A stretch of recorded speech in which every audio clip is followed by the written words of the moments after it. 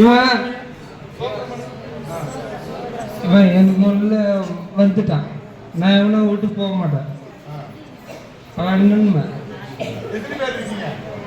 பல நன்மை பல நன்மை பல நன்மை.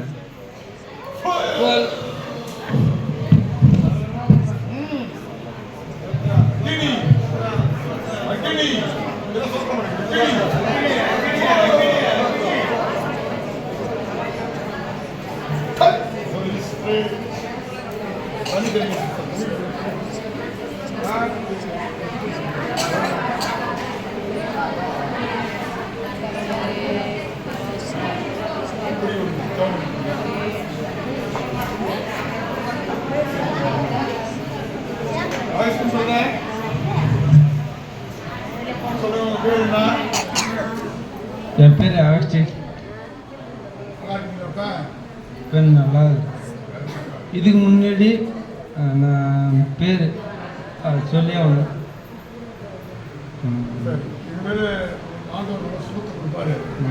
விசுவாசிங்க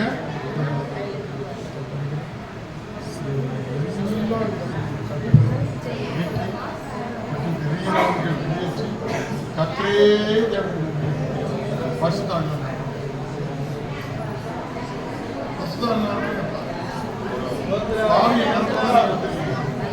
பசுதாவியா நிரப்புங்க.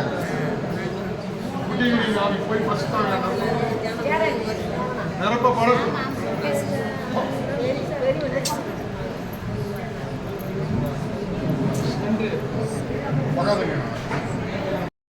இவருக்குள்ளே இந்த வீடு என்று சொல்லப்படுகிற அந்த கிரியை தான் இவருக்குள்ள இருக்குது. இப்பொழுதே வானம் திறக்கிறது. ஆண்டவரே ஒரு அக்கினியை இந்த மகன் மேல போடும். வேலைக்கு போக முடியும், வேலைக்கு போகக்கூடாது என்று சொல்லி அந்த ஆவி இவருக்கு ஒரு கட்டளை இருக்குது. அந்த ஆவிதான் இருக்குது. வேலைக்கு போகக்கூடாதுன்னு அந்த ஆவி பயங்கரமா எனக்கு சொல்லிக்கிட்டே இருக்குது. இவரால் கண்ட்ரோல் பண்ண முடியல. இப்ப அந்த வீரன் என்ற தாளம் டெலிவரன்ஸ் ஆகுது.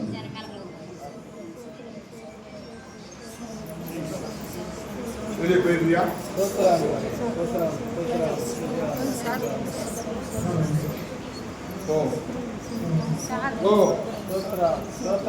ஒரு நாள் இருக்க முடியாது. போ, திரும்ப வருவியா? அங்க மெட்ராஸ் போனா திரும்பி வருவியா? சீக்கிரம் சொல்லு, வாழ்த்துறேன். திரும்ப வர்றதுக்கா போறேன்னு சொல்றியா இல்ல நிரந்தரமா போறியா? ஓ, திரும்ப வருவியா? உன் பேர் என்ன?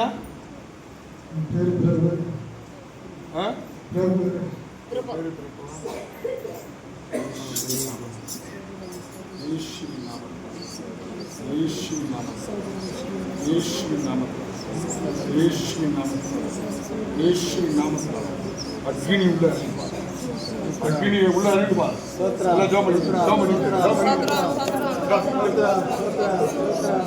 அக்னி அக்னி அக்னி அக்னி பேர் என்ன? வல்லமை இருக்குது. பேர் என்ன?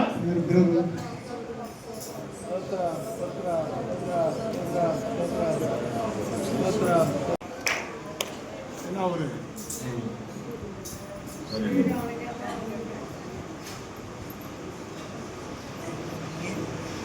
இப்ப என்ன படிக்கிற? இல்ல படிப்பு நிறுத்திட்டியா?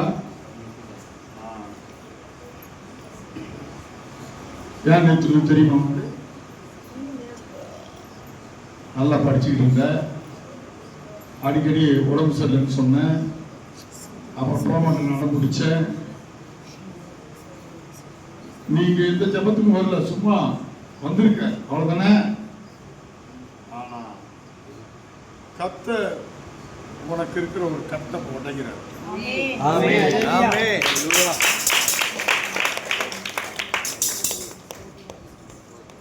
தாவி தாவி போகிற அந்த மங்கி,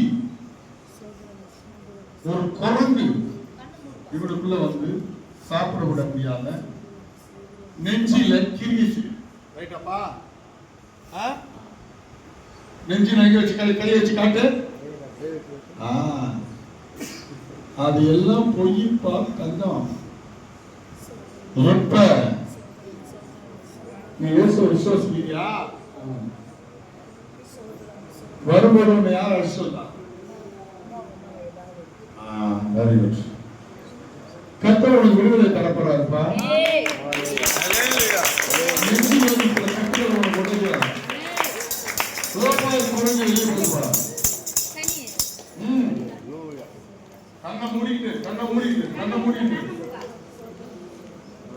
உங்க அம்மாக்களை உடம்புல சேர்த்து கட்டி இருக்கிறாங்க. எங்க வந்துருக்காங்க அம்மா?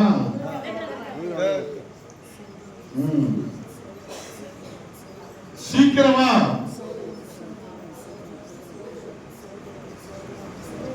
குற்றமாடி கை வைக்காத. இது குழந்தை அப்படியே டப்பு டப்புன்னு பாய. ராஜா இல்லவா குரங்கராஜா? ரொம்ப நேரம் இருக்க கூடாது. நிறைய பேருக்கு ஜெபம் பண்ணணும். சீக்கிரம் சீக்கிரம் கொஞ்சம் ஆடினா போகும்.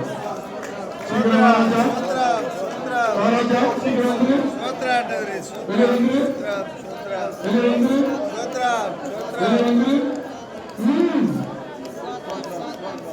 நீங்க நிற்க முடியாது. சீக்கிரம் வெளியே போ.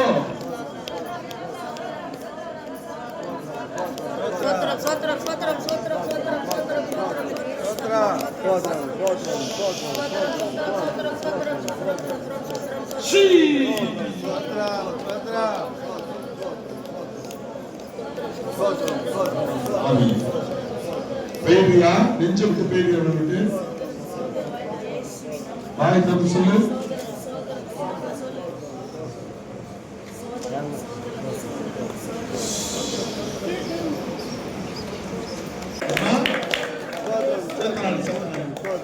அதாம்மா உன் பேர் என்னம்மா?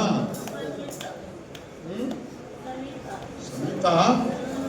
ஒரு ஆம்போட பாக்குறமா மீடியமா இருக்கிறா.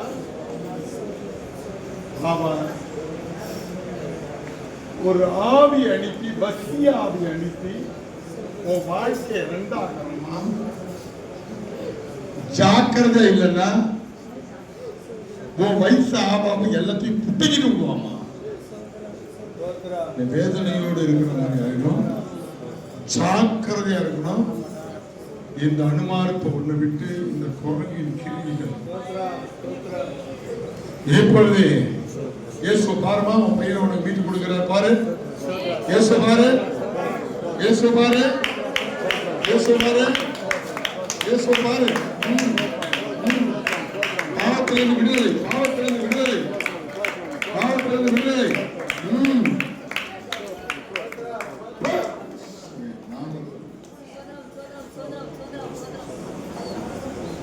மந்திர சூனி வெள்ளி சபானா கரெக்டா தோசை பண்ணி உங்க கையில செபிக்கணும். உங்க வீட்டுல சில மரணங்கள் நடந்திருக்கிறது. கோர்ட் வரைக்கும் இழுக்கும்படியான சில விதமான கிரிகள் நடந்து கொண்டுதான் இருக்குது. பாடம் படிச்சுக்கிட்டு தான் இருக்கிறானோ, துண்ணு ஊதிக்கிட்டு தான் இருக்கிறானோ, நீ செய்கிற வியாபாரமும் நீ செய்கிற கிரியில் வீட்டு வேலையா இருந்தவங்க அதையும் கை கால் அசந்து போகணும்னு சொல்லி ஏவப்பட்டது ஏவுதலை நாம். சில நேரங்களில் நீ இங்க ஓடுவ அங்க ஓடுவ, போய் சொந்த ஊருக்கு போய் அங்க இருக்கிற உங்களோட சண்டை போடுவ. நீ என்னதான் போட்டாலும் இந்த போட்டிருக்கிற கட்டுகளில் இருந்து இயேசுதான் அவன் அழுத்துவார். புரியுதா? இந்த மரண கட்டு என்ன உங்க சொந்த ஊரு?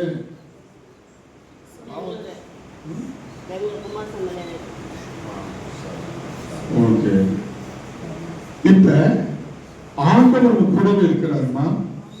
அதனால இது நாள் வரைக்கும் வயது இருந்த ஒரு நாளும் செத்து செத்து பழிச்ச. இனி உனக்கு அந்த நிலைமை வராது. ஆனா வீட்டுக்கு போனோன்னு சொந்தக்காரன் திட்டுறான், மந்தகாரன் திட்டுறான்னு அப்படியே மாறுனா இது ஒரு சாக்கா வச்சு உன் வீட்டுக்குள்ள வரும். புரியுதா? உன் கணவர் பேர் என்னம்மா? அவர் என்ன செய்யறாரு? இருக்காரா? அதனால கேட்டான். அதான் மரண ஆவி. புரியுதா? அந்த மரண ஆவி என் பிள்ளை புரிய கூடாது ஆண்டவரேன்னு சொல்லி நீ மன்றாடி செபிக்கணும். உன் காலில் பார்த்தா காலில் மரம் ஏறுதா? அது உனக்கு இருக்கிற கிரியை. அது மாத்திரம் இல்லாம ஒரு ஊருக்கு போடினாலே உன்னை சிலர் பேசுகிறதுனால நீ திருப்பி அவங்கள்ட்ட சண்டை நொல்லு பிடிக்கிற. பிடிக்கவே கூடாது.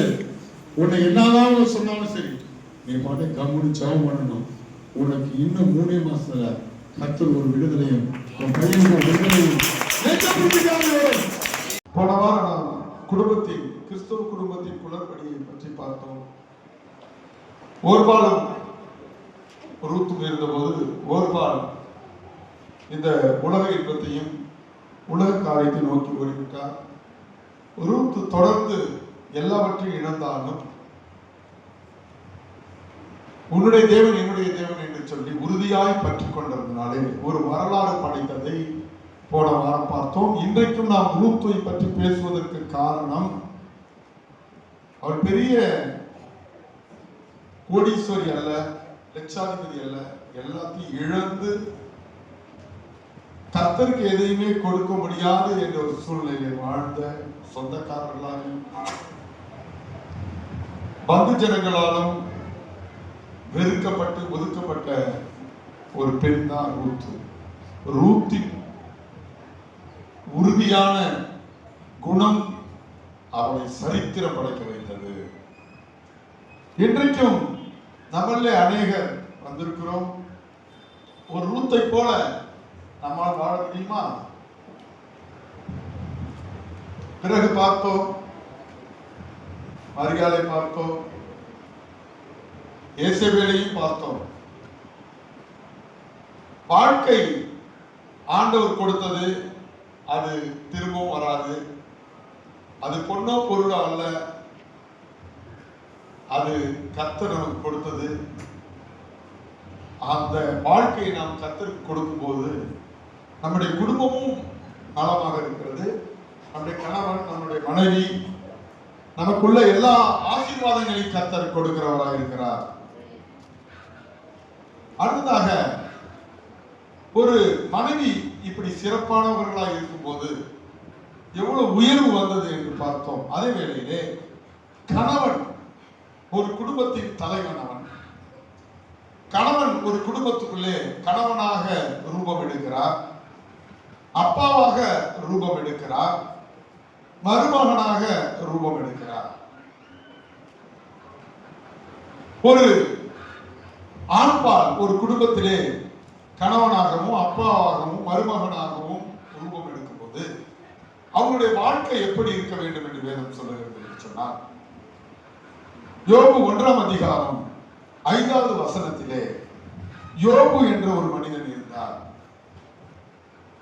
இந்த யோபு எப்பொழுது வாழ்ந்தார் என்று நீங்கள் பார்த்தீர்கள் என்றால், அந்த யோபு நியாயப்பிரமாண சட்டங்கள் எல்லாம் எழுதப்படுவதற்கு முன்பாகவே அரேபிய தேசத்திற்கு பக்கத்திலே ஊஸ் என்ற ஒரு அரேபிய நாட்டுக்கு பக்கத்தில் ஊஸ் என்ற பட்டணத்திலே அவர் வாழ்ந்ததாக சரித்திரம் சொல்லுகிறது. அப்பெல்லாம் பைபிள் இது போல கோர்வாய் எழுதப்படவில்லை. அப்பெல்லாம் சர்ச்சி ஆங்காங்கே இப்பொழுது இருக்கிறது போல பெரிய அளவிலே சர்ச்சி பாதிரியார்கள்லாம் இல்லை. அப்ப நியாயப்பிரமாணம் இல்லாத காலத்திலே ஒவ்வொரு குடும்ப தலைவனும் அந்த குடும்பத்திற்கு ஆசாரியனாக பொறுப்பேற்று அந்த குடும்பத்தை நடத்த வேண்டிய ஒரு சூழ்நிலை வந்தது. அப்படிப்பட்ட சூழ்நிலை அந்த காலத்திலே வாழ்ந்தவர் தான் இந்த யோபு. அந்த யோபு ஒரு விருந்து செய்கிறார். அந்த விருந்திலே தன்னுடைய பிள்ளைகளை குறித்து அவர் பாடம் படிக்கிறார். தன்னுடைய பிள்ளைகளை குறித்து அவர் கவனம் செலுத்துகிறார். தன்னுடைய பிள்ளைகள், தன்னுடைய கணவன், தன்னுடைய மனைவி, இவர்களை குறித்து அதிக கவனம் உள்ளவனாக யோபு இருந்தார். உங்களிலே எத்தனை பேர் தன்னுடைய பிள்ளைகள், தன்னுடைய குடும்பத்தை குறித்து அதிக கவனம் உள்ளவர்களாக இருக்கிறீர்கள்?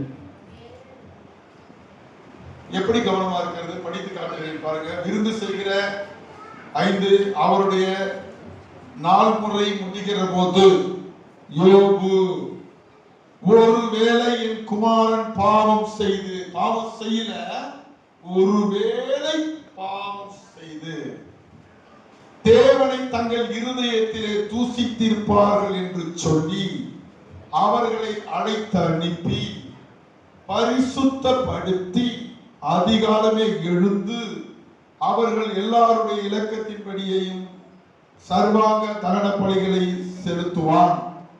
இந்த பிரகாரமா யோபு அந்நாட்களை எல்லாம் செய்து வந்தான். ஒருவேளை என் பிள்ளைகள் பாவம் செய்திருக்கலாம் என்று யோபு தன்னுடைய பிள்ளைகளுக்காக ஜெபம் செய்கிறவனாயிருந்தான். தன்னுடைய பிள்ளையையும் ஜெபிக்க செய்கிறவனாயிருந்தான். இன்றைய காலகட்டத்தில் பிள்ளைங்க பாவமே செய்தாலும் தகப்பன்மார் என்ன சொல்றாங்க தெரியுங்களா? என்னங்க, என் பிள்ளை சின்ன பிள்ளைங்க, அது போக அந்த பிள்ளை சரியாயிடுங்க. ஏங்க என்ன பாஸ்டர் உங்களுக்கு சார், உங்களுக்கு என்ன சார் ஒண்ணுமே தெரிய மாட்டேது. சின்ன பிள்ளைங்க எல்லாம் ஜெபம் பண்ண ஏன் கூப்பிடணும்? ஏன் எல்லாம் பைபிள் படிக்க வைக்கணும்? என்ன ஒரு 10th மேல அவனா படிப்பான் சார், படிக்க மாட்டான் சார், உங்க மினிய பிடிப்பான் சார், தொண்டையதான் பிடிப்பான். இன்றைக்கு இருக்கிற தாய்மார்களா இருந்தாலும் தந்தைமார்களா இருந்தாலும் சொல்லுகிற ஒரு பழி வார்த்தை என்ன குடும்பத்துலன்னா, துணி எடுக்கலாம் சேர்ந்து போவாங்க, சினிமா பார்க்க கூட சேர்ந்து போவாங்க, சீரியல் கூட சேர்ந்து பிள்ளைகளோட பார்ப்பாங்க. என்ன சொல்றீங்க? பிள்ளைகளுக்கு நேரம் பான்பிராக் ஹான்ஸ் கோட்ரு என்று சொல்லி குடும்பத்தோடு அவர்கள் உட்கார்ந்து வெளியில குடிச்சா ஆக்சிடென்ட் ஆயிடும் சொல்லி வீட்டுக்குள்ள குடிக்க வச்சு பிள்ளைகளுக்கு குடிக்கிற ட்ரைனிங் கொடுக்கிற ட்ரைனிங் மாஸ்டர்லாம் எத்தனை பேர் இருக்கிறாங்க. மனைவி சொல்லுவாங்க, உனக்கு என்னடி தெரியும், என் பிள்ளைய நான் வளர்த்து காட்டுறேன் பார் அப்படின்னு மீசையை முறுக்கிற தகப்பன்மார்கள் நம்முடைய சபையில இல்ல, பக்கத்து சபையில இருக்கிறாங்க.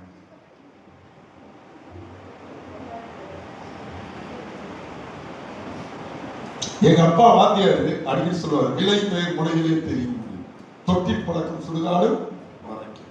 அதைத்தான் வேதமும் சொல்லுகிறது. சிறு பிள்ளைகளிலே தாய் தகப்பன்மார்கள் என்ன நீங்கள் சொல்லிக் கொடுக்கிறீர்களோ அல்லது அதை விட தாண்டி நீங்கள் என்ன செய்கிறீர்களோ அதைத்தான் உங்கள் பிள்ளைகள் கண்டிப்பாக செய்வார்கள். ஆனா நம்மளுடைய பழமொழி என்ன, நம்ம சொல்ற கூற்று என்ன அப்படின்னா, சின்ன பிள்ளைடா நீலாம் அதெல்லாம் கத்துக்க கூடாதா, அப்பா நீ என்ன பிடிக்கிறியப்பா, ட்ரெயின்ல வர மாதிரி புகையா போகுது, முன்னாடி போகுது அப்படின்னு கேட்டா, ஒண்ணு இல்லப்பா அதெல்லாம் சின்ன பிள்ளை நீ கத்துக்க கூடாது அப்படின்னு சொல்லுவோம். அப்பாப்பா கொஞ்ச நாள் ஆனோன்னு ஒரு 5ஆம் வகுப்பு வந்தோன்னு ஒரு ஆள் பிடிச்சிட்டு ஒரு கையோட, என்ன சார் சார் நீங்க நல்லவங்களா இருக்கீங்க, ஆமா உங்க பையன் இந்த தெருவில் கிடக்கிற ஒட்டி பீடியெல்லாம் பிடிச்சி அந்த மரத்தடிக்கிற ஒழிஞ்சுக்கிட்டு குப்பு குப்பு குப்பு கூட விடுறான் சார். பட்டுவா முடியா நீ செஞ்ச பிச்சு எடுத்து குச்சி எடுத்து என்ன பண்றது, அடிக்கிறது. அந்த புகை வண்டியை விட்டு காட்டினது யாரு? அப்பா. பான்புறாங்க அந்த பெரிய ஒரு கண்டுபிடிப்பு மாதிரி கண்டுபிடிச்சி உதட்டுக்கு கீழே நல்லா குச்ச வச்சு அழுத்துற மாதிரி கையை வச்சு அழுத்தி காட்டுறது யாரு? பெத்த தாய் தப்பு தானே. அட வீட்டுல சாப்பாடு இருந்தா அதை நாய்க்கு போட்டு விடுவோம்னு சொல்லி ஞாயிற்றுக்கிழமான வெள்ளிக்கிழமான ஹோட்டலா அழைச்சிட்டு போய் காசெல்லாம் நல்லா கொடுத்து நோயை விலைக்கு வாங்கிட்டு வர தகப்பன்மார்கள் எத்தனை பேர். இப்படியெல்லாம் நம்ம வளர்ற இந்த சூழ்நிலையில யோபு மிகப்பெரிய பணக்காரனா இருந்தார்.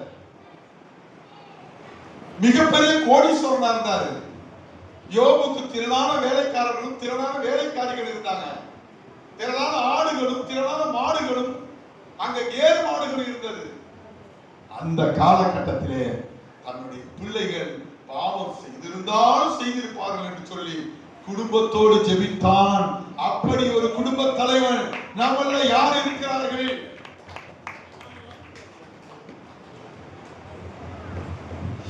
எனக்கு யோனா புஸ்தகம் யாராவது படிச்சிருக்கீங்களா? யோனா புஸ்தகத்துல எனக்கு ஒரு சப்ஜெக்ட் ரொம்ப பிடிக்கும். அது என்னன்னு கேட்டீங்கன்னா 4ஆம் அதிகாரம் 5வது வசனத்துல இருக்குது. அது நான் நினைக்கிறேன். அங்க கர்த்தர் என்ன பண்ணுவாருன்னா ஒரு மரத்தை வளர வைப்பாருங்க. அது என்ன மரம்? அது எல்லாருக்குமே நல்லாவே தெரியும். அது ஆமனுக்கு மரம். அந்த மரம் நாளுக்கு நாள் வளர்ந்து யோனாவுக்கு நிழல் கொடுக்குது. யோனா அந்த மரத்தை பார்த்தா எல்லாத்தையும் மறந்துட்டு சொல்றாரு, அந்த மரத்து மேலதான் அவர் மகிழ்ச்சியா இருந்தார். படிக்குமா? படிங்க. யோனாவுடைய தலையின் மேல் நிழல் உண்டாயிருக்கவும் அவனுடைய மன மடிவுக்கு நீங்கள் ஆக்கவும். நல்லா கேட்டுங்க, கவனம். அவனுடைய மன கஷ்டம் எதால தீர்ந்துச்சு? அந்த ஆமனுக்கு செடி. யாரெல்லாம் கவனமா இருக்கீங்களா? ஆமனுக்கு செடியினால என்னுடைய இருதய திருப்தியா இருக்கிறீங்க. அப்படி இருந்தீங்கன்னா நீங்க கொஞ்சம் சிந்திக்கணும், யோசிக்கணும். ஆமனுக்கு செடி நிரந்தரம் இல்லை, இயேசுதான் நிரந்தரம்.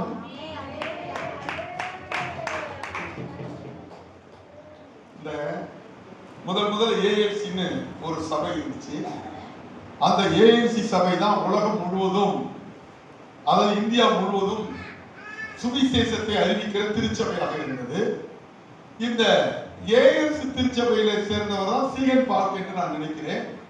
வேதநாயக சாஸ்திரிகள் இருந்தார்கள், நிறைய பாடகர்கள் இருந்தார்கள், பெரிய பெரிய அர்ப்பணிப்பான ஐயருங்க இருந்தாங்க, விசுவாசிகள் இருந்தாங்க. இந்த ஏஎல்சிக்கு, இந்த சபைக்கு ஒரு பெரிய சரித்திரம் இருக்கிறது. இந்த நாவின் புது பாட்டுலாம் எழுதுறது இந்த ஏஎல்சி பேக்ரவுண்டோட விசுவாசிகள் தான்.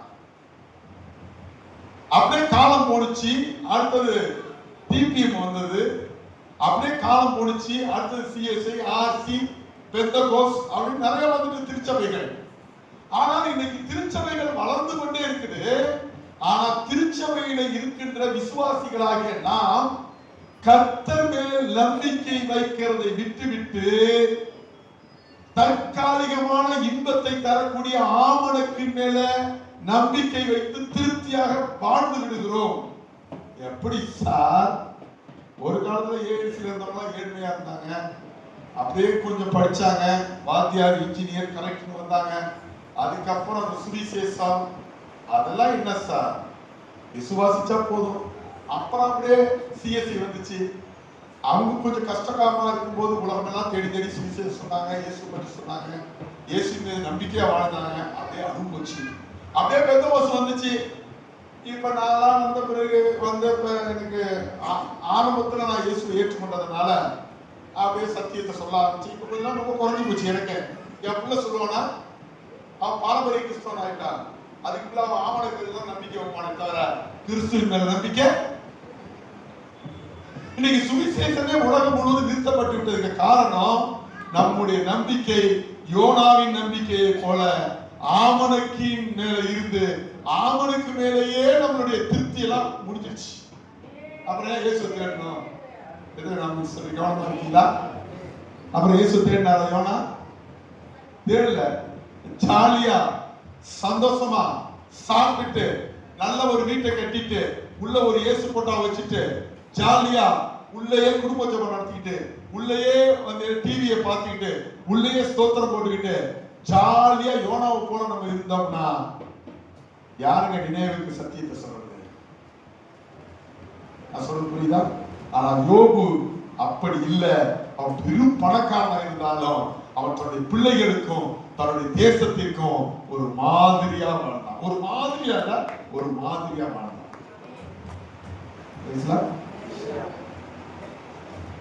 கவனமா இருக்கீங்களா? யாரெல்லாம் ஆமனுக்கு மேல நம்பிக்கை வச்சிருக்கீங்களோ அவங்க குடும்பத்துல என்ன பரிசா கிடைக்கும் தெரியுமா? எரிச்சல், சண்டை, சாபம், வியாதி. கர்த்தரை கண்டாவே நான் செத்து போங்க அப்படி என்ற வார்த்தை வரும். யாராவது நல்ல கவர்மெண்ட் வேலை கிடைக்குது, நல்ல பிரைவேட்ல சூப்பரா எனக்கு சம்பளம் கிடைக்குது, எனக்கு என்ன சார் குறை சார்? எனக்கு நல்லா பெரிய சபை இருக்கு சார், எனக்கு நான் போய் வெளில ஆமனுக்கின் மீது நம்பிக்கை வைத்திருப்போமானால் இன்றைக்கு நாம் யோசிக்க வேண்டும்.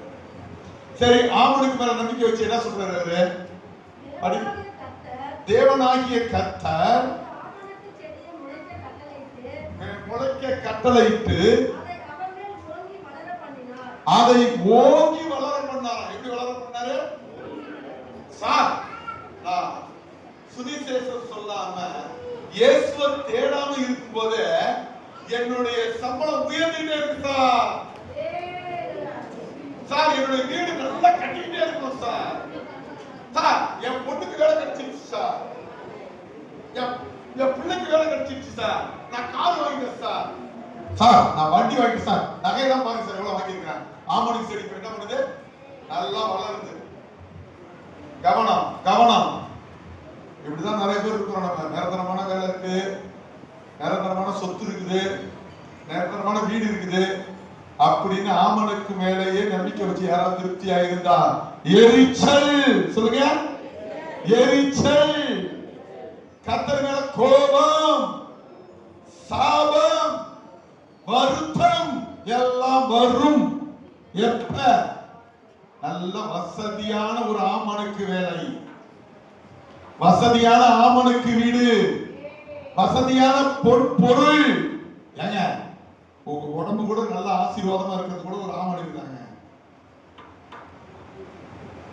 யாரெல்லாம் ஆமனுக்கு செடிக்கு கீழே நல்லா ஜாலியா தூங்கிக்கிட்டு ஜாலியா இருக்கிறோம். இப்ப ஆமனுக்கு நல்லா வளருது. அந்த ஆமனுக்கின் மேல் எப்படிங்க? நீங்க எப்படி இருக்கீங்க? கவனம், கவனமா இருக்கீங்களா? பிரைஸ் எல்லாம் உங்க பணத்து மேலையும் வீட்டு மேலையும் வேலை மேலையும் மட்டும் சந்தோஷம், திருப்தி, அது போதும். சார் ஜபம் அப்புறம் பண்ணிக்கலாம் சார், சார் சுவிசேஷம் அப்புறம் சொல்லிக்கலாம் சார், சார் பாஸ்டிங் அந்த வேலையே இருக்காது, மீன் வேற இந்த நேரத்தில் வாங்கிட்டாங்க, பாஸ்டிங் அது ஒண்ணு சார். சத்தியம் சொன்னா திட்டுவாங்க, பசியா இருந்தா பிபி வரும் சார், அது வீட்டுல உபவாசம் இருந்தாலும் என்ன வரும்? தூக்கம் வரும். இந்த ஆமனுக்கு இருக்குது, அது இருந்தா போ வளர்த்து நல்லா, அது மேல என்னவா இருக்கிறோம் நம்ம. ஆனா யோபு அப்படி அல்ல. ஆமனுக்கு மேல யாராவது சந்தோஷமா இருக்கீங்களா? நம்மள யாராவது கை தூக்க முடியுமா? தூக்க முடியும். எரிச்சலா யாராவது இருக்கீங்களா?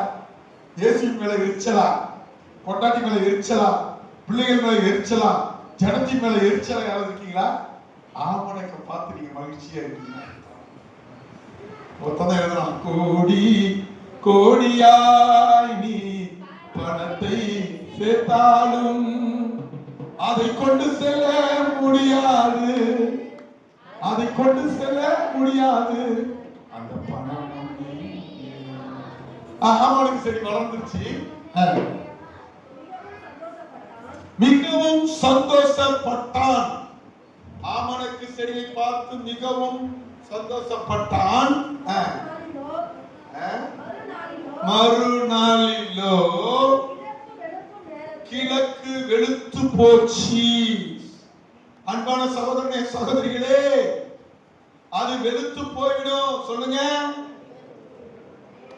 நீங்க கட்டின வீடு பெயிண்ட் வெளுத்துரும், நீங்க முடி கருப்பா கருங்கரு நீளமா இருந்தா அது வெளுத்துடும். நீங்க சாப்பிடுற சாப்பாடு கொழுப்பா வச்சு வேதனை கொடுக்கும், வெளுத்துடும். வெளுக்காத ஒண்ணு அது மேல மகிழ்ச்சியா இருக்கிறதுக்கு முடியல. கிழக்கு வெளுத்துச்சு. என்னத்தை கட்டளையிட்டாரு?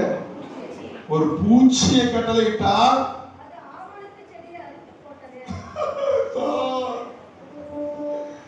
எல்லாமே இருக்கு சார். அப்புறம் என்ன சார் அந்த மருமகன் பேயா இருக்கிறாரு. நல்ல சொத்து இருக்கு சார், அவனுக்கு நல்ல வீடு இருக்கு சார், அவனுக்கு சார் வண்டி இருக்கு சார், சார் லட்சம் லட்சமா ஒரு பிளாட் 10 பிளாட் அவனுக்கு வளர்ந்து இருக்கு சார். கீழ்காட்டு வந்துச்சு சார். அதுலதான் சந்தோஷமா இருந்தேன். ஜபம் அப்புறம் பார்த்துக்கலாம், உபவாசம் அப்புறம் பார்த்துக்கலாம், காணிக்க அப்புறம் பார்த்துக்கலாம். சார் என்ன சார் ஜெபித்துக்கிட்டே விசுவாசமா இருந்தா பார்த்தாவா? அதுக்கு உட்கார்ந்து யார ஜெபிக்க சொன்னா? அப்படியே விசுவாசத்துல போறப்பே ஆண்டவரே சோத்திரம் என்ன இறக்கமான முடிஞ்சு வச்சுனா கர்த்தர் எல்லாரும் பார்த்துட்டு இருக்காரு. ஓஹோ ஆமனுக்கு வளர்ந்து போச்சு. ஆனா சார் சொல்லுங்க சார், என் பையன் குடிக்காம போயிட்டான் சார். இருந்து என்ன பண்றது சார்? கேட்டா கேட்டா நெஞ்சிலே அப்படிதான் கீழ்காற்று விடுவார் கடவுள். யாருக்காவது கீழ்காற்று வேணுமா? இப்ப யோபுக்கு கீழ்காற்று கொடுக்கல. ஏன்? யோபு பெரிய வசதியா இருந்தாலும் பணக்காரனா இருந்தாலும் பாப்பான்னு மனைவியை கூப்பிட்டு வச்சாரு, பிள்ளைகளை கூப்பிட்டு வச்சாரு, குடும்பத்தை கூப்பிட்டு வச்சாரு. நல்லா பாவமே செய்யறங்க. காலையில எந்திரிச்சாரு. எப்ப எந்திரிச்சா? நாம எப்ப எந்திரிப்போம் ஜபத்துக்கு?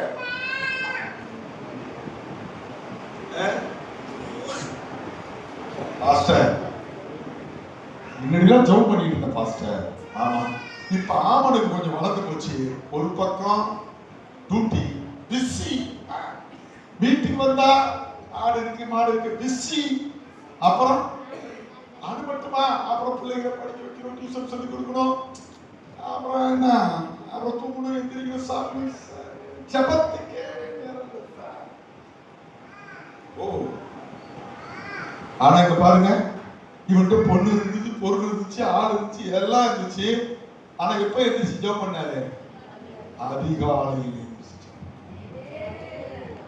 அதிகாலையில எந்திரிச்சு ஜெபம் பண்ணுகிற தகப்பன்மார்கள் குடும்பத்திலே மிகப்பெரிய ஒரு ஆசீர்வாதம் வரும், ஒரு சமாதானம் வரும், ஒரு சந்தோஷம் வரும், ஒரு நிம்மதி வரும். இப்ப ஆமனுக்கு கீழ்காற்று விட்டோன்னு என்னாச்சு? என்னாச்சு ஆமனுக்கு? சூரியன் உதித்த போது ஐயோ காலேஜுக்கு போன பொண்ணு காடு நான் நினைச்சுக்கிட்டு அவன் உயிரே வச்சுக்கிட்டேன் சார். இங்க சார் காலேஜுக்கு போன பையன் அப்படியே போயிட்டான் சார். பொண்ணு வந்துச்சு சார் என் மருமவ, அதுல இருந்து என் பையன் ஆடு போயிட்டான் சார். ஏன் போனா? என் பொண்ணு போனுச்சு, கீழ்காற்று அடிச்சிச்சு, கீழ்காற்று அடிச்சிச்சு. கீழ்காற்று அடிக்காம இருக்கணும்னா உங்களுடைய வாழ்க்கையில ஜபமும் யோபுவை போல உபவாசமும் பைபிள் வாசிப்பும் நமக்குள்ளே இருக்கு. கீழ்காற்று அடிச்சிச்சு. இப்ப என்ன பண்ணுது? இப்ப யோனா எதன் மேல சந்தோஷமா இருந்தா சார்? ஆமனுக்கு மேல சந்தோஷமா இருந்தாலும் இயேசுவின் மேல சந்தோஷமா இருந்தா. இப்ப நீங்க எதன் மேல சந்தோஷமா இருக்கீங்க? ஒரு குழந்தை பிறந்துடுங்க, குழந்தை எப்படி ஆடுது பத்தியா? இந்த குழந்தை எப்படி பாடுது பத்தியா? நான் பண்ண வரையும் ஆட விட்டு பாட விட்டு செல்போனை விட்டு கொடுத்துறது. அதுக்கப்புறம் சிஸ்டர் இப்பெல்லாம் ஜோம் பண்ணவே முடியல பசங்க. முன்னாடி கன்சீவா இருந்தனா பண்ணல. அப்புறம் இப்ப இந்த குழந்தை இப்படி போத பாஸ்டர், இப்படி போத பாஸ்டர், அப்புறம் படிக்கிறது பாஸ்டர், பண்ண முடியல பாஸ்டர், அப்புறம் காலேஜ் போத பாஸ்டர், பண்ண முடியல பாஸ்டர், அப்புறம் கல்யாணம் பாஸ்டர், பண்ண முடியல பாஸ்டர், அப்புறம் வேலைக்கு போத பாஸ்டர், பண்ண முடியல பாஸ்டர், இப்ப அடிக்கிறது பாஸ்டர், ஒதுக்கிறது பாஸ்டர், பண்ண முடியல பாஸ்டர்.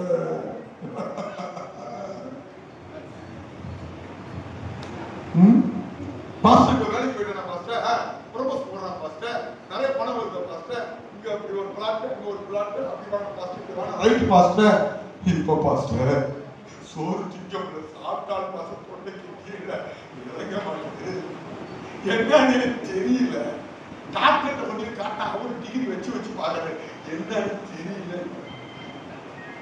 அவனுக்கு என்ன ஆயிடுச்சு, தலையில என்ன விழுந்துருச்சு, வெயில் விழுந்துருச்சு.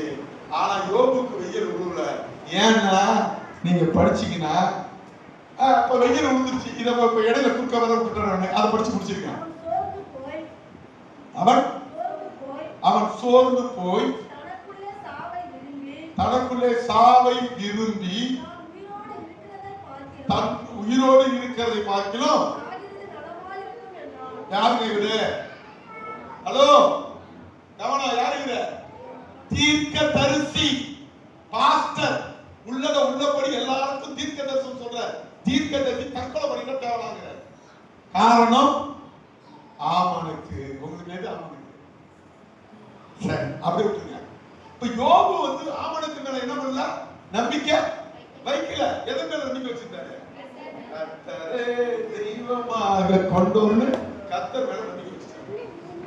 இப்ப கர்த்தர் மேலதான் நம்பிக்கை வச்சிருக்காருங்க. எப்படி சார் தெரியும்? சொல்லுங்க, எப்படி சார்?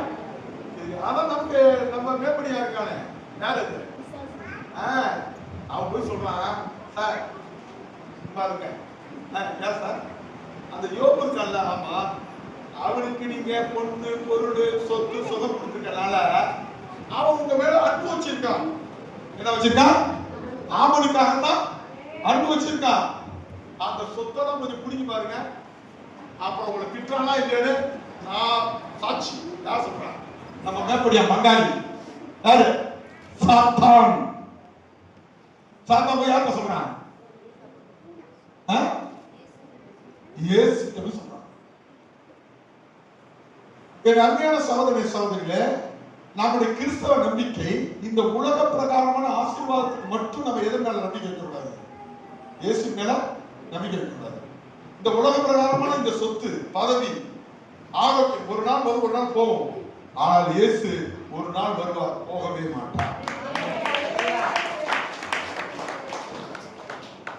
அப்ப யோபு யார் மேல நம்பிக்கை வச்சாரு?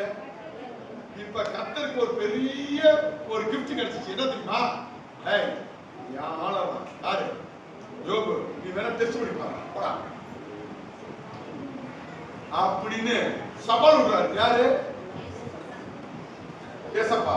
உடனே இவர் வந்து சோதனை வேதனை எல்லாம் போட்டு பாக்குறாரு. முடிஞ்சிச்சா? முடியல, போயிட்டாரு கம்போடு. ஆனா அதுக்கு முன்னாடி நீங்க கவனம். கர்த்தர் தான் யோபுவை ஆசீர்வதிச்சாரு. சாத்தான் எப்படி கண்டுபிடிச்சா? சொல்லுங்க பாப்பா.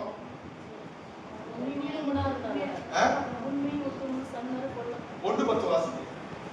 யோபு 1:10 அவனையும் அவன் வீட்டையும் அவனுக்கு உண்டான எல்லாவற்றையும் வேலி அடைத்திருந்தார்.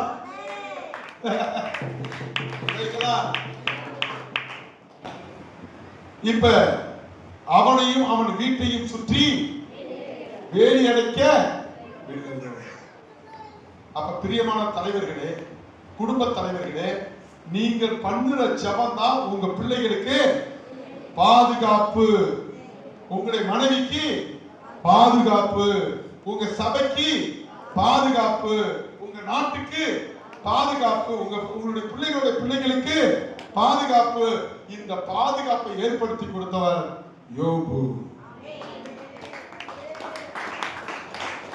இன்னைக்கு நம்மள எத்தனை பேர் யோபுவா இருக்கிறாங்க? குடும்ப தலைவர் உங்களை பார்த்து கேட்கிறேன், எத்தனை பேர் நீங்க யோபு? எல்லாம் யோபுவா பாம்புவா? ஹல்லேலூயா. சரி, இப்ப நான் யோபுங்கிறவங்க கை தூக்க பார்ப்போம். சகோதரிகள் கிடையாது, கணவன் தலைவன், அப்பா மருமகன் என்று பட்டம் வாங்கிக் கொண்டிருக்கிற தலைவர்கள் எத்தனை பேர் தன்னுடைய பிள்ளைகளுக்காக அதிகாலையில் எழுந்து ஜெபம் செய்து அவர்களுக்காக பாவ மன்னிப்பு கேட்டு இறை வசனத்தை அவர்களுக்கு சொல்லிக் கொடுக்கிற ஆசாரியர்கள் எத்தனை பேர்? குடும்ப தலைவர்கள் எத்தனை பேர் குடும்பத்தை நாம் இன்றைக்கு குடும்பத்தை குழி தோண்டி புதைக்க காரணமானவர்களாக இருக்கின்றோம்? அல்லது யோபுவை போல தன்னுடைய குடும்பத்தை காப்பாற்றி தன்னுடைய பிள்ளைகளை காப்பாற்றி அவர்களுக்கு ஒரு சாபத்தை நீக்கி அவர்களுக்கு ஒரு பாவத்தை நீக்கி அவர்கள் குடும்பத்தில் இருக்க எல்லா பிரச்சனையை நீக்கக்கூடிய தலைவர்கள் எத்தனை பேர் உட்கார்ந்து?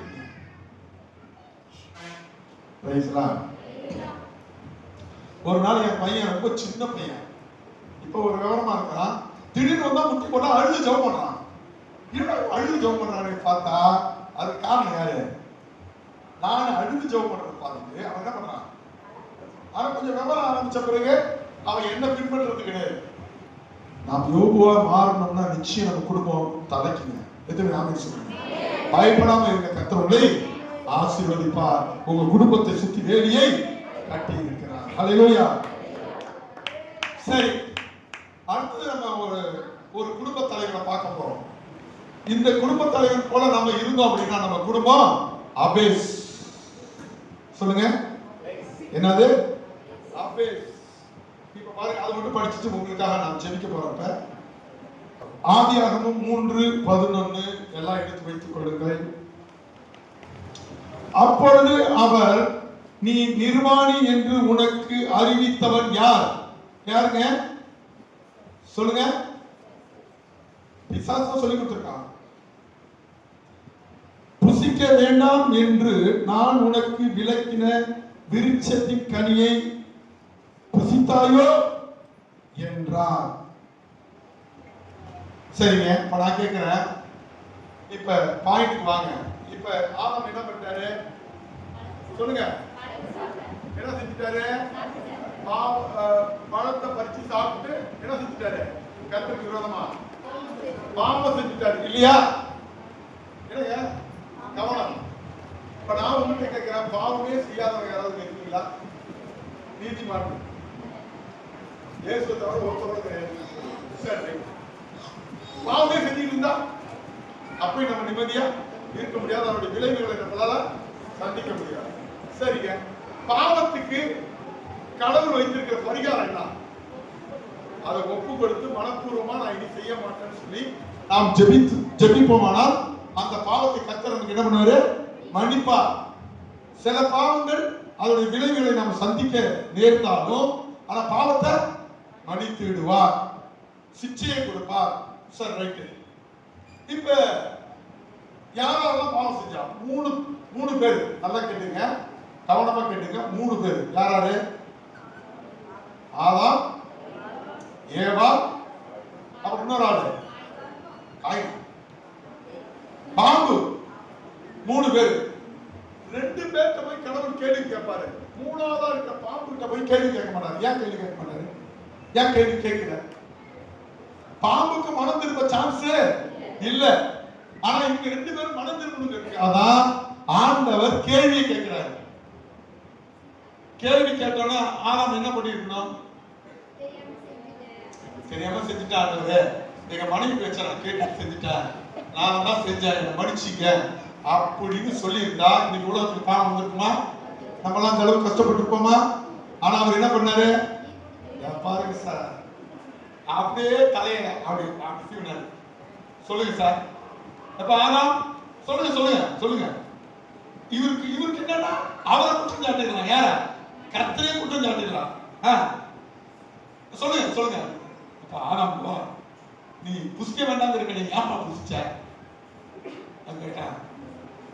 அதுவா சொல்லுங்க. ஒரு கிட்ட வாங்க, கடவுள் வாங்க, பாஸ்டர் வாங்க, கிட்ட வாங்க. நீங்க கொடுத்தீங்களா? அந்த மனைவி, எந்த மனைவி? அந்த ஏவாள் மனைவி. அதனாலதான் சாப்பிட்டேன். எப்படி பாருங்க. இப்ப யார் மேல குற்றத்தை தூக்கி வைக்கிறாரு? மனைவி மேல. கடவுள் மேலே வைக்கிறாரு, மனைவி மேலே சேர்த்து வச்சுட்டாரு. நம்மள அநேக பாவம் செய்யறது தப்பு இல்ல, ஏதோ தவறி நம்ம செஞ்சிடறோம். ஆனா பாவம் செஞ்ச பிறகு நம்ம ஆட்டம் இருக்கு பாத்தீங்களா, அந்த ஆட்டத்துல தாங்க நம்ம இப்போ நிட்டு கண்டு. ஹலோ, புரியுதா? பாவம் செய்யறது பெருசு கிடையாது. பாவம் செஞ்சிட்ட பிறகு ஆண்டவர் நம்மளை கேள்வி கேட்பார். ஒண்ணு, ரெண்டாவது தண்டனையை கொடுப்பார், ரெண்டு சிச்சிப்பார். இந்த ரெண்டுலையும் நம்ம ஒழுங்கா இல்லாதனாலதான் இன்னைய வரைக்கும் நம்மளுடைய போர்டு ரெண்டு கரண்ட் போயிருக்கு. குடும்பத்துல சாபம் வந்துச்சு, குடும்பத்துல வியாதி வந்துச்சு, குடும்பத்துல வேதனை வந்துச்சு. அப்ப அந்த ஆதாம் என்ன பண்ணிருக்கணும்? சார் ஆண்டவரே மனப்பூர்வமா சொல்றேன், தெரியாம செஞ்சுட்டேன். ஏன்? நீங்க தான் ஆண்டவரே உலகத்துல பெரியவங்க, என் மனைவியோட நீங்க தான் பெரியவர். நீங்களே என்ன சொல்லி கொடுத்தீங்க? என்ன சொல்லி கொடுத்தீங்க? இந்த பழத்தை சாப்பிடாதுன்னு சொல்லிக்க ஆண்டவரே. நான் தெரியாம என் மனைவி பேச்சு கேட்டுட்டு நான் சாப்பிட்ட ஆண்டவரே என்ன மணிங்கன்னு ஒரு குடும்ப தலைவர் சொல்லியிருந்தா அந்த குடும்பம் எப்படி இருந்திருக்கும்? இப்படி அப்படி சொல்லாத குடும்ப தலைவர்கள் இன்றைக்கு என்ன சொல்றாங்க? பிரதர், பாஸ்டர் 5 வருஷம் நான் குடிக்கல பாஸ்டர், இன்னைக்கு ஏன் குடிச்சேன் தெரியுமா? என்னுடைய மனைவி இருக்கிறாளே, மனைவி அவளுடைய டார்ச்சர் தாங்க முடியாமல், அவளுடைய துன்பம் தாங்க முடியாமல் இப்பொழுது நான் குடித்து விட்டேன். கடவுள் கேட்டால் நான் தைரியமாய் சொல்லுவேன். நல்லா கேட்டீங்க சகோதர குடும்ப தலைவர்களே. உங்க மனைவி உங்க பின்னாடியே பரவத்துக்கு வரமாட்டா. உங்களை தூக்கி நரகத்திலே போடும்போது உங்க மனைவியும் எங்க இருக்கான்னு சொல்ல முடியாது. ஒருவேளை அவங்க தப்பிச்சு மோட்சத்துக்கு கூட போயிடலாம். சார் என்ன சார், என் மனைவி நான் சேர்த்தானே நான் செஞ்சோம், அவங்க கொண்டு நரகத்துல போடுங்க. நான் போட மாட்டேன் சார். இப்படிதான் நம்ம குடும்பத்துக்கு எதாவது கொண்டு வரோம். அப்ப நம்ம விபச்சாரம் செஞ்சிடறோம், அல்லது குடிச்சிருக்கோம், அல்லது யாராவது கொலை செஞ்சிடறோம், அல்லது யாராவது அடிச்சிடறோம், அல்லது பொறாமப்பட்டு ஒரு குடும்பத்தை கெடுத்து வாயினால இல்லாத போனதெல்லாம் சொல்லி போய் சாட்சிக்காரனா மாறிடுறோம். கர்த்தர் வந்து உன்னை கேட்கிறாரு, எப்பா நீ ஏப்பா அப்படி செஞ்ச அப்படின்னு நம்ம என்ன சொல்லணும்? தெரியாதுன்னு சொல்லணுமா, இல்ல தெரியாம செஞ்சுட்டேன்னு சொல்லணுமா? சொல்லிட்டு மனப்பூர்வமா என்ன மணிங்க ஆண்டவர் சொல்லணும். மனைவிக்காக பாவம் செய்கிற தலைவனே, பிள்ளைக்காக பாவம் செய்கிற தலைவனே, மாமியாவுக்காக பாவம் செய்கிற தலைவனே, இன்றைக்கு நீ மனம் திரும்பு. இப்படிதான் ஆதாம் இந்த உலகத்துக்கு என்னத்தை கொண்டு வந்தாரு? சாபத்தை. அப்ப கடவுள் என்ன நினைக்கிறாரு? குடும்ப தலைவரை பார்த்து சொல்றாரு, நீ பாவம் செய்யாதுன்னு சொல்ல. பாவம் செய்யாம இருக்க முடியாது. ஆனால் நீ ஆண்டவர் கேட்கும் போது, ஆண்டவரோட உணர்த்தும் போது, அல்லது ஆண்டவரோட பேசும்போது, வசனத்தின் மூலமா அல்லது குரல் மூலமா உணர்த்துதல் மூலமா, உன்னோடு கர்த்தர் ஒரு ஜனத்தின் மூலமா, ஒரு பன்னி மூலமா அல்லது ஒரு கழுதை மூலமா உன்னோடு பேசும்போது நீ உடனே ஆண்டவரே என்று முழங்கால் படிட்டு நீ மனம் திரும்புவாயானால் முற்றிலும் அந்த பாவத்தை மன்னிப்பார், சாபத்தை மாற்றுவார். ஆசீர்வாதம் கேடு ஆசீர்வாதமாய் மாறும், வியாதிகள் மாறும். எத்தனை பேர் அப்படி செய்யாம இருக்கோம்? குடும்ப தலைவர்களை பார்த்து நான் கேட்கிறேன், பிள்ளையால பாவம் செய்யறவங்க எத்தனை பேரு? மாமியால பாவம் செய்யறவங்க, மாமனார பாவம் செய்யறவங்க எத்தனை பேரு? தன்னுடைய பிள்ளைகளால பாவம் செய்யற தலைவர்கள் எத்தனை பேரு? இன்றைக்கு நாம் மனம் திரும்ப வேண்டும். பாவம் செய்யாதவங்க யாருமே கிடையாது. அதனாலதான் 1 யோவான் 1:9 போட்டிருக்கிறது, உலகத்தில் பாவம் செய்யாதவன் யாருமே இல்லை. பாவம் நான் செய்யறேன்னு சொன்னா அவன் திருட. பாவமே என்னிடம் இல்லை என்று எவனாவது ஒருத்தர் சொன்னா அவன் திருட. அப்ப அப்படியே பாவம் செஞ்சுட்டு இருக்கலாமா? இல்லை. பாவத்தை அறிக்கை செய்து விட்டு விடுகிறவனோ இரக்கம் பெறுவான், இரக்கம் பெறுவான். இங்கே ஆதாமை பார்த்தவர் என்ன சொல்றார்? பின்பு அவர் ஆதாமை நோக்கி, நீ உன் மனைவியின் வார்த்தைக்கு செவி கொடுத்து புசிக்க வேண்டாம் என்று நான் உனக்கு விலக்கின விருட்சத்தின் கனியை புசித்தபடியினாலே பூமி உன் நிமித்தம் சபிக்கப்பட்டிருக்கும், நீ உயிரோடு இருக்கும் நாளெல்லாம் வருத்தத்தோடு அதன் பலனை புசிப்பாய். இன்னைக்கு நிறைய குடும்பத்துல தீராத சாபம் இருக்கிறதுக்கு காரணம் கடவுள்கிட்ட நம்ம எடுத்து பேசுறது. நம்ம பாவத்தை அறிக்கையிட மாட்டேன், அந்த பாவத்தை நான் செஞ்சுக்கிட்டே தான் இருப்பேன், எல்லா பாவத்தையும் விட்டுட்டேன், அந்த ஒரு பாவத்தை மட்டும் நான் விட மாட்டேன்னு நம்ம சொல்லிக்கிட்டு இருக்கிறதுனாலதான் நம்ம பிள்ளைகள் வாழ்க்கையில சாபம், நம்ம வாழ்க்கையில சாபம், வியாதி, மரணம், துன்பம், பிரிவினை, கஷ்டம், மன கஷ்டம், இதெல்லாம் வரதுக்கு காரணம் மனிதர்களுடைய வார்த்தையை, மனைவியோட வார்த்தையை, கடவுளுடைய வார்த்தைகளை மிஞ்சி நம்ம நம்பும் போது நம்ம வாழ்க்கையில நிரந்தரமான சாபம் வருகிறது. எத்தனை நாள் சொல்லுங்க? நாம்